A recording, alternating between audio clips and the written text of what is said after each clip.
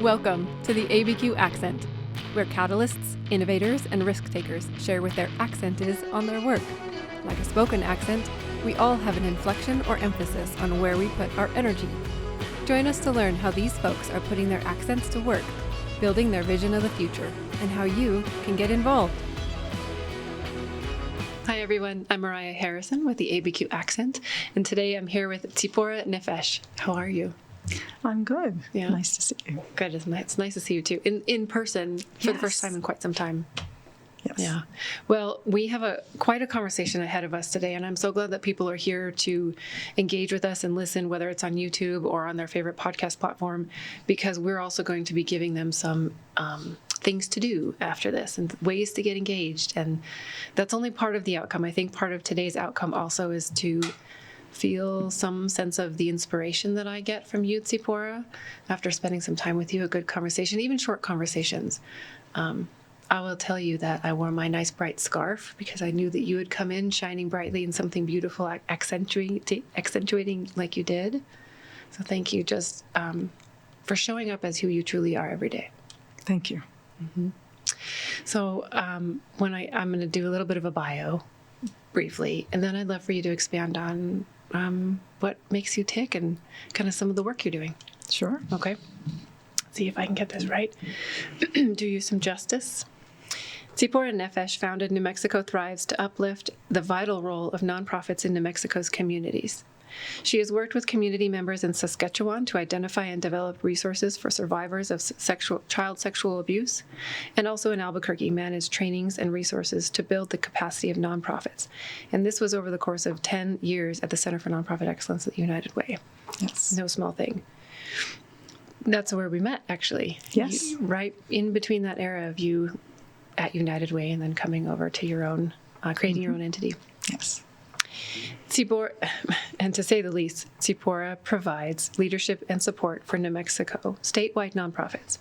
While admiring the ingenuity and accomplishments of individual nonprofits, she understands that nonprofits' real strengths lie in having a collective voice and working together. Tsiporah founded New Mexico Thrives to be that collective voice and advocate on behalf of New Mexico's nonprofit sector.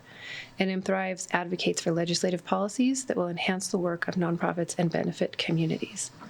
You truly are bringing that collective voice to the table as we speak today. In the last couple of weeks, the legislative session and year-round. Amazing. Thank you. Yeah, that takes a lot of research and being in the know of what's happening in the nonprofit sector. Gosh. And it's inspiring on that level too. So Tsiporah, I'd love to hear a little bit more about you and what brought you to looking for a place to provide that voice for nonprofits.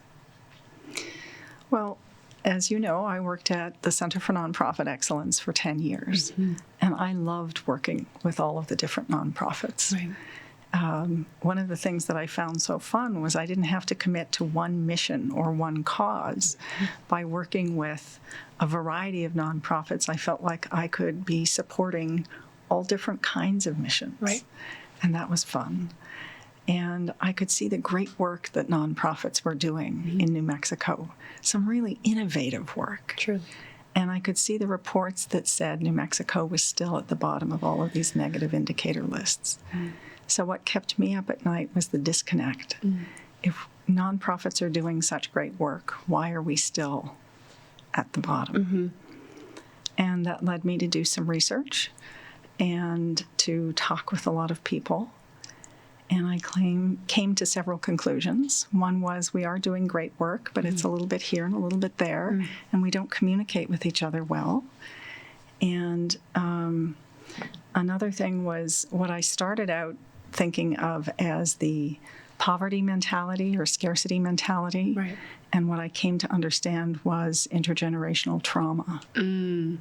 So New Mexico has been colonized multiple times, and colonized people are traumatized, and that gets passed on through the generations. And when you're talking about sort of reorganizing that perspective, you're talking about why organizations or individuals think that New Mexico never will accomplish XYZ or never will receive XYZ, or their people will not be able to accomplish XYZ. instead of understanding that their backgrounds are informing that perspective and that they can change it themselves, and that more can be done in the work rather than accepting what is. So the way I think of it is that too often we take the Band-Aid approach. And if people are hungry, yes, you need to feed them today. You need to help them find that food. But you also need to look deeper at why people are food insecure or housing insecure, or why there's substance misuse. And instead of just going the one level and meeting the obvious need, we need to go deeper and meet those needs as well. Right. And so where in that research or in that in those perspectives does NM Thrives fit? So NM Thrives looks for where are the sticking points? You know, what is keeping us from reaching our full potential? And that's how I came to work on the anti-donation clause. Right. Because it's a colonial holdover. It is from the railroad era, and in fact, the railroad is mentioned in the Constitution in the anti-donation clause. Yeah. And it was meant to prevent fraud and misuse at a time when there were fraudulent railroad companies that would come and get taxpayer bond money and not deliver.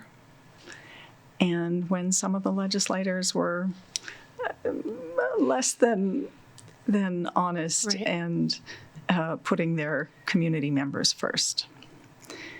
But that was over 100 years ago. It was, yeah. It relates back to the financial crisis of 1837.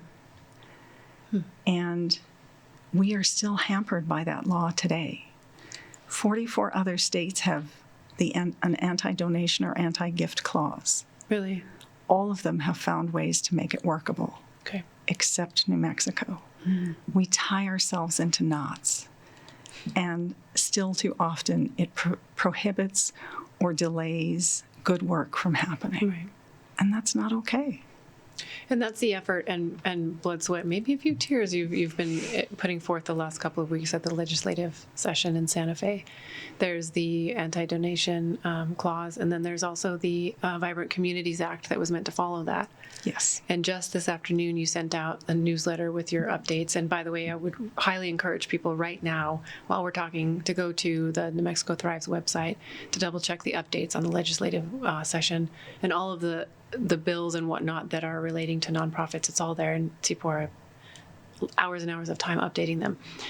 But can you say briefly what the updates are for today for those two? So those bills are going no further this session.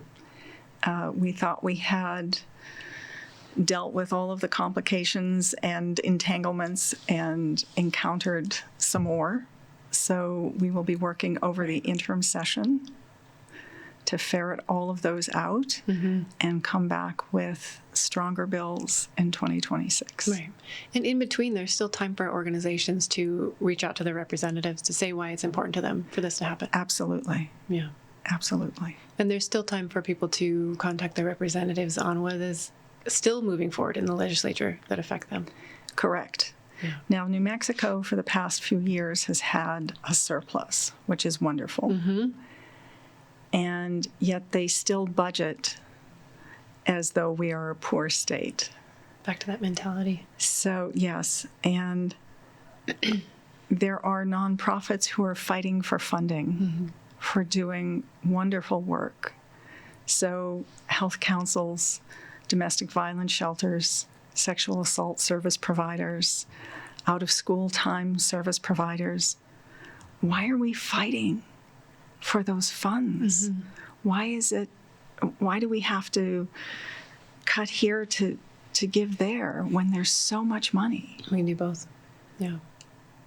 We can do both, meaning not cutting, but providing to them and Yes. and across the board. Yeah. Yes. And it might take some practice because so many nonprofits don't necessarily have an advocacy arm, but they still have the right to advocate for themselves and communicate their needs.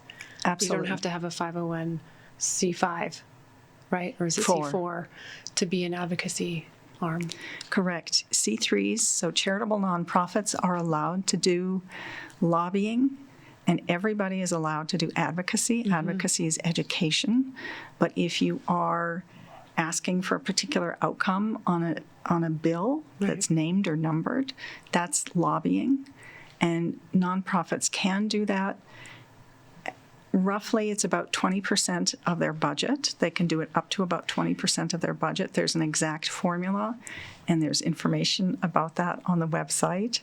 And Boulder Advocacy is another wonderful resource for specific information about lobbying and advocacy. Good. Yeah, it's timely. There are a number of different directions we can take this, but I'd love to learn a little bit more about the work that you did in Saskatchewan and how that may have informed the work that you do now. Well, and tell your own story, because I know that came from you recognizing a need that the community had. Yes. So I was talking with some people in Saskatchewan, and one woman and I went out for tea, and initially we were supposed to discuss whether or not we wanted to do something. And we ended up having a discussion about what we would do if we did something. And then we left that conversation and had each had several more with other people. And every time we talked to somebody, we asked them, what do you think? And what are your ideas? And people were very generous with input and feedback. And so our initial vision of what would happen was very different from what did happen. Sure, yeah. But what did happen was so much better. And so many people were invested in it. And it really, in some ways, helped reshape the community because survivors of childhood sexual abuse often feel alone, that nobody knows what happened and they don't want to talk about what happened. And yet they're in pain. Yeah. And after that weekend workshop, they no longer felt so alone.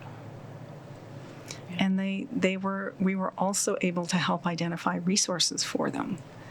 And they formed their own group in addition to some of the other groups that already existed. Nice. Yeah, that's definitely a big piece of their healing journey. What you brought to them, what they brought to themselves with you facilitating a little bit. And so that's really what you do now, is you listen and you take what information and the list of needs or ideas that your members for New Mexico Thrives has, and you put them into action, or you help them find connectors or other resources. And maybe you can draw that out a little bit for what members partake in for New Mexico Thrives and your work overall, your goals. So New Mexico Thrives is a little different in that it's relationship-based. And when somebody joins as a member, I try to have a meeting with them to find out what their goals are and to learn more about their organization. And so I help connect them with other organizations that are doing similar or complementary work, or, if they have particular needs, whether they need a consultant or whether it's information, I help connect them with all of those things. And inform them in turn, like you're doing with the legislative work, Yes. and what's happening with the federal agencies these days. Your website and your newsletters are incredibly informative, and they're meant to be resources, but I'm not sure where else I would go locally to get the kind of information you're able to share. Yes, and after the election in December, we held almost an impromptu webinar, and it was about navigating uncertainty and how to cope with rapid changes. That was with Vicky's group, right? No. Oh, it was also called Navigating. That's right. Yes. Okay. So was it an internal webinar just for the members? that you did? I can't remember if I opened it up or if it was just for the members. But it was necessary. It was a conversation people needed to have and are still having. Yes. Yeah. Yes. I think earlier today you used the word chaos. Yes. Uncertainty has leveled up to a little bit of chaos. So we are in the midst of societal change. And I view what's happening on the federal level as part of that societal change. We're in a deconstructing phase, which is scary and uncomfortable. Right. But sometimes that's what needs to happen so that something new can arise. And the skill or the thing to remember is not to get lost in the fear and the frustration and be overwhelmed by the chaos. But to focus on where we want to go, and also to help create the new, because something is going to replace the old paradigm. And if we're not creating or co-creating the new one, Actively somebody else is. participating, right? Yes. Yeah. If we're not actively participating, someone else is. And I think that goes for so many things in our lives. But if you sort of reiterate your point about not being overwhelmed by the fear, then you can use your time and your energy for something more productive, or that helps you be more resilient through that change. Yes. And so I think, and you also said that what did you say? It's important right now to focus on the humanity, on the human right now. Yes. Tell me more. So technology has taken off. AI is popping up everywhere. But what we all crave is that human to human, that personal contact. And so we need to be conscious of that. We need to do self-care. We need to be kind to ourselves and others and give each other grace, because we're all dealing with all of these stressors right now. We're all dealing with these stressors intertwined with some of our historical trauma. Yes. It's not new, it's different. And the work overlaps our personal lives. So I really like that you are encouraging people to, I guess I would say, take a breath to think about where your fear is coming from and what self-care looks like and what grace looks like. You know, we were talking earlier about how we manage different perspectives of different people in our lives, and giving them, to me, what I heard for me that meant a lot to me was giving them grace to understand more of where they're coming from and not so much the black and white of the decision they made. And that goes for a little bit of everything, all the decisions we make in our day-to-day. Right. Right. And we'll come back to that, because I think we all need a little bit more grounding in language like that. Understanding, like you said earlier, that this is a societal change, this is the larger picture, all of us are in play here, and all of us will need to be adapting to somewhat, to some extent, but that we have a role to play. That's not going away. Right. Yeah, I like that. I'm writing the intro to your part of your biography right now, I think. And I have things to say about your work that matter to all of us. And maybe just for a little bit more of the tangibleness of what's happening today and why I brought up chaos, let's talk a little bit about the information that you were sharing about what's happening at the federal level, because they're voting on our national budget right now, and we are concerned right now about what potential social services might be cut. We also have an updated injunction on one of those federal mandates. So tell us more in your own language. Okay. So Congress is negotiating the budget. Senate passed its version. The House has yet to pass theirs. And because they're different, they will have to go to reconciliation. And do the wealthy get the tax cuts? Do those 2017 tax cuts get carried forward? Or are they allowed to lapse and expire? will we be cutting Medicaid and SNAP and Social Security possibly? Right. We don't know. And that's going to hurt people. Hurts real people in our communities. It will affect everyone we know. That's right. In one way or another. And so that's creating a lot of uncertainty and a lot of anxiety. And we don't know how much our state can or will step up. Right. The injunction was around the federal freeze, funding freeze. And the judge in that case said that the Office of Management and Budget cannot bring back a funding freeze in any other form by any other name. Okay. And it's a temporary injunction because the case still needs to proceed. Okay. So nonprofits can do their part if they have been affected by the funding freeze.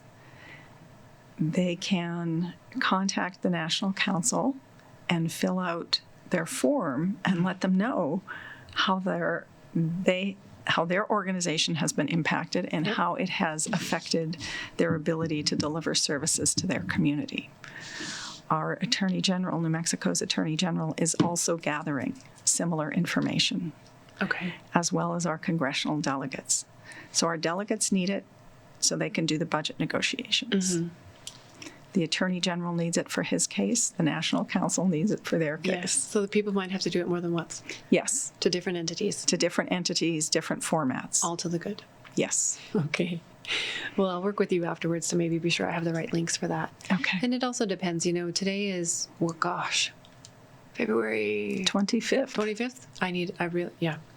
And I don't foresee this coming out until early the first week of March. So things may have changed, and as they have changed I expect a little bit since we've spoken, I'll update some links for that. Okay. Because I really do want some takeaways from today. I want people to be active in sharing the impact that this is having on their lives. Well, and we are not helpless. There are things we can do. And taking action, however small, makes us feel empowered. I've, you know that I'm coming across all of the memes and all of the things and what we can do, what we should be doing. And the most basic thing that I really love is that activism and resistance takes many forms.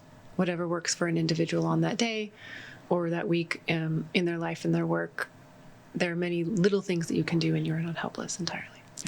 Love and kindness are acts of resistance. Right. It's fine.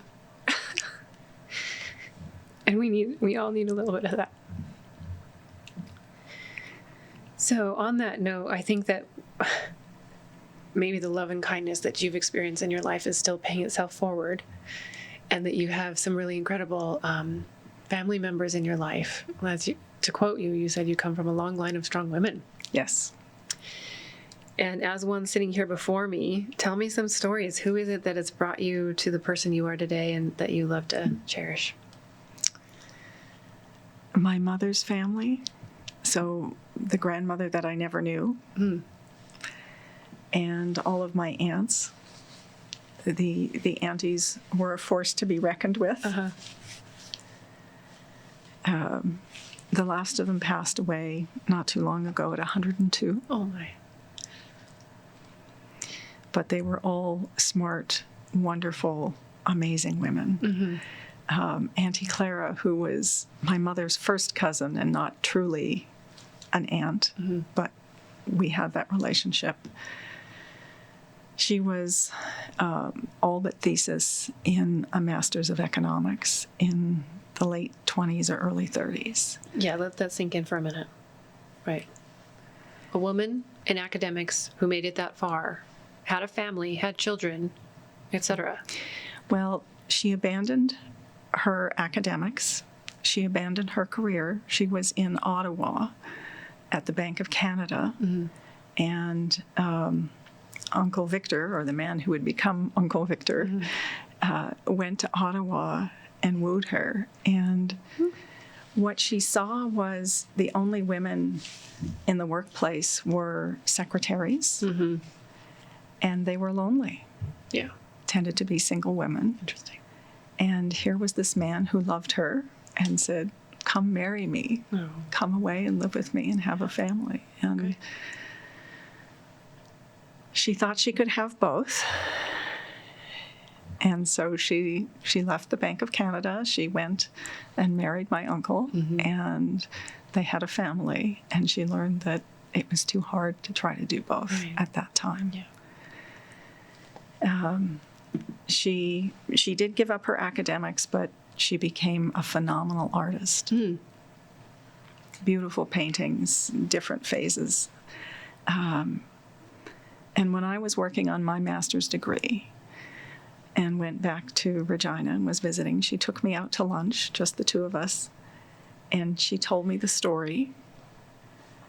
And she told me how she had come to the point where she knew she had to abandon, or she felt she had to abandon completing her degree and finishing her thesis. And she went down to the furnace and burned her papers. Wow. But she looked at me and she said, but you don't have to do that. It was an incredibly powerful moment. For sure. Wow. In that day and age, she was making so many decisions that are so very different. But are they today? We can make, I think, I love that we are empowering one another to practice self-care in ways that protects those types of things when you oh gosh, I'm overwording it, but do you know what I mean? Like, I love that you had the ability to make that choice. Yes. And I think that women put very high expectations on themselves to be able to do it all, to have to do it all. Right. And really, we don't have to do it all. Right. And we need each other. Yeah. And the work, as the Saskatchewan example, is much more powerful when we do it together. Right. Absolutely. There's something also to be said about when we recognize the work that's done together, and something you've, I think, been a wonderful advocate for is lifting up the understanding for people to know that the nonprofit sector as a whole is incredibly economically beneficial to our state, to our nation, to employment practices, it's incredible. So the work that we're doing today, the work that you do in New Mexico Thrives, it all kind of adds up. And it's not just the work itself, but it's the ripple effects of the employment and the overall economy. And I think that, you know, when you just give a little bit more attention, when you take some time to understand the nonprofit sector, and as you've said, how it affects most of us in our daily lives in way more ways than we understand, through the arts, through social services, through hospitals, through whatever, we can also do better to uplift the sector as a whole and not just worry about what it does for one person or one family. Yes. Is there anything you want to say about the sector as a whole, or in New Mexico, or what's happening for it these days? Well, the sector feels like it's under threat, and it is. But it is resilient and it is amazing. When the pandemic hit and everybody was told to stay home, nonprofits knew that that wasn't an option. Right. And they figured out how they could safely deliver services. Innovative ways all the time. Innovative constantly. ways. And working with funders differently. Yes. So, you know, food pantries, instead of having people come in, they had drive-throughs, and they were putting boxes into trunks. Remember that. And sharing information, holding health clinics, giving tests out, and protective equipment. And We all stood in those lines or drove in those lines. right, Yeah. right. So nonprofits were amazing and still are. And that's what they do. And Right. for whatever chaos is coming, whatever upheaval to the normal systems and the normal way of life, nonprofits will be there to help our communities through it. And I'm hoping that people can help the nonprofits through it. Right. So I'd like to make an ask to listeners Yes. that they donate to nonprofits, that they volunteer with nonprofits, Yes. and that they share information about nonprofits. If you need services, contact a nonprofit or contact the county or tribal health council, and they will provide information and resources for you. Right. Or contact New Mexico Thrives. That's right. Yeah, in just, I would say, any area of need, there's an organization in our state and our city likely that can get you through. Yes. Kudos to them. God, if I had a gold star for every nonprofit employee today, right now, I'd make it happen. So we're going to wrap up here just a little bit, and I want to be sure, I'll give you the last word. But also something I've recognized about you is that you don't take the easy road. And I think that's, it's beautiful, and there's a reason for that. It's partly because I think you were raised to be strong, to be, you enjoyed being well educated because you are interested in so many different things. But it doesn't behoove you to do the easy road. And there's benefits to all of us. You have worked to be an advocate, and you've worked to be a leader in so many different ways. So I wonder, given that I feel like there are often things on your shoulders, what is it that you do in life to rest and relax and provide your own self-care? And if you could intertwine into your answer something special that to me is why New Mexico feels like home to you. So what I do to rest and to ground is I work in the garden. I live in the North Valley, and I have a raised bed garden, and we have fruit trees in the backyard. Nice. And I'm trying to plant wildflowers. We have native grasses, and so that's a place of solace for me. Yeah. And being with good friends, that also feeds my soul. And I think I forgot the second part. New Mexico feels like home to you. Oh, New Mexico. Yes, it does. Yes, it does. More than anywhere you've been. From the first time I came here. And part of it is the big skies. Saskatchewan is, where I lived in Saskatchewan, is very flat. Prairies, huge skies. And if you ever have stood on the prairies in a wheat field with grain up to your knees, you know how insignificant you are. Yeah.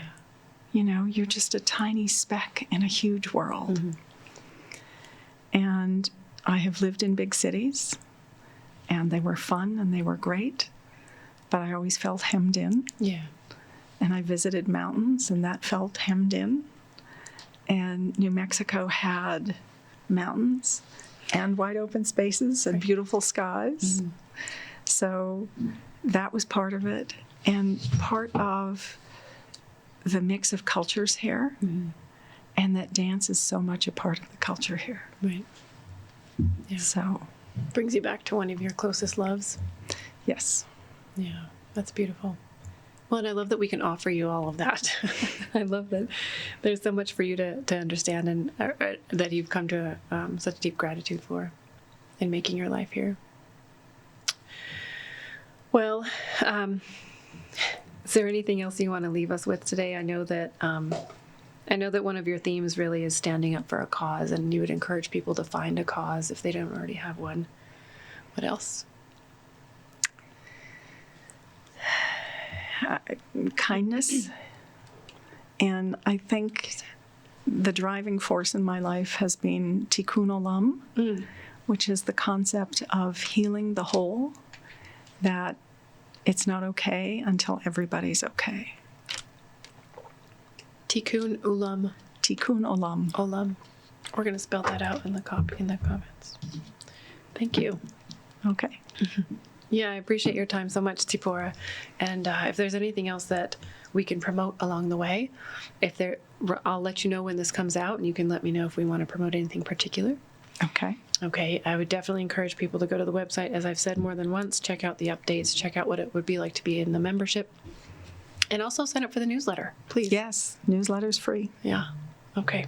Thanks so much, Tsiporah. Thank you. All right. And we hope that other people come back for another ABQ accent. Okay. Thank you.